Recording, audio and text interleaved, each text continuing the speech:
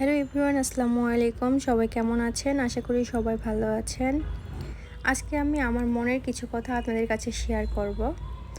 কেউ আপনাকে খুব ভালোবাসে, এটা তার মুখ থেকে শোনার চেয়ে বেশি আনন্দ হয় যখন আপনি তার ব্যবহারের মাধ্যমে বুঝতে পারবেন আপনাকে অনেক ভালোবাসে।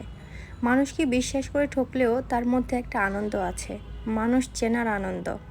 কোনো জিনিস আপনি পাওয়ার কথা ছিল কিন্তু পাননি, তাই বলে ভাগ্যকে দোষারোপ করবেন তা কিন্তু কখনোই উচিত নয়। কারণ হয়তোবা আপনি কোনো না কোনো দিক দিয়ে সেই জিনিসের যোগ্য ছিলেন না, তাই সৃষ্টিকর্তা আপনাকে দেননি। জীবনে যখন একটা দরজা বন্ধ হয়ে যায় তখন নিশ্চিত জানবেন যে আপনার জন্য আর একটা দরজা খুলে গিয়েছে। যদি আপনি ঠিক হন তাহলে চুপচাপ ওয়েট করে যান, সময় একদিন ঠিক সাক্ষী দিয়ে দিবে। 50,000 টাকার জমি যদি 10 বছর পরে কোটি টাকা হতে পারে, তাহলে আমাদের করা অল্প পরিমাণ দানও আখিরাতে অনেক দামি হবে। এই পৃথিবীতে অনেক মানুষের সঙ্গে পরিচয় এবং সম্পর্ক হবে, মিথ্যা বলে দূরে চলে যাবে, এতে কষ্ট পাবার দরকার নেই।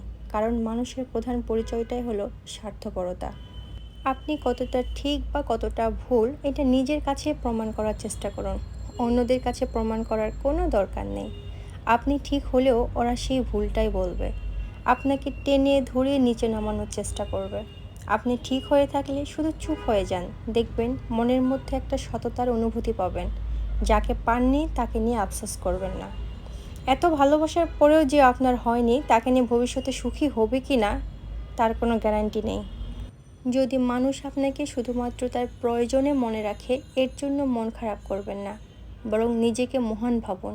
কারণ আপনি মোমবাতির মতো।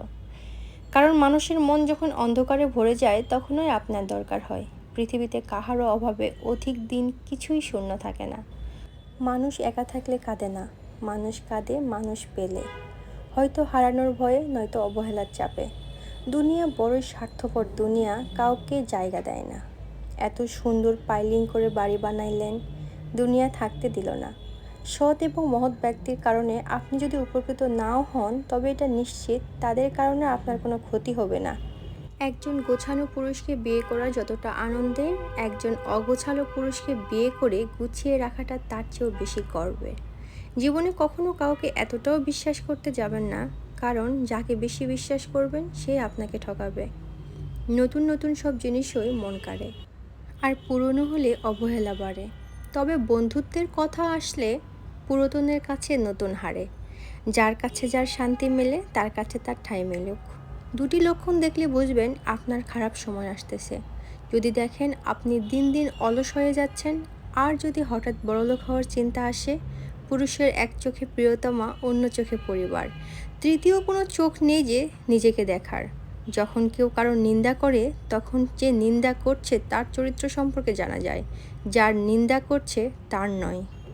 কাউকে বারবার ডাকলে সে রাগ করে, কিন্তু আমার রবকে বারবার ডাকলে তিনি খুশি হন। অহংকারী ব্যক্তি কখনো বুঝতে পারে না সে যে আসলে একজন মূর্খ। অন্যরা আপনার বিষয়ে কী ভাবলো তা নয়, বরং মুখ্য হলো আপনি আপনার বিষয়ে কী ভাবেন। যে যত মিশুক হয়, মানুষ তাকে তত সস্তা মনে করে। অভাব সবারই থাকে, কারো টাকার, কারো শিক্ষার, কারো মনুষ্যত্বের, আর কারো ভালোবাসার। ষড়যন্ত্র করে কাউকে সফল হতে দেখিনি, তবে ধ্বংস হতে দেখেছি অনেককেই।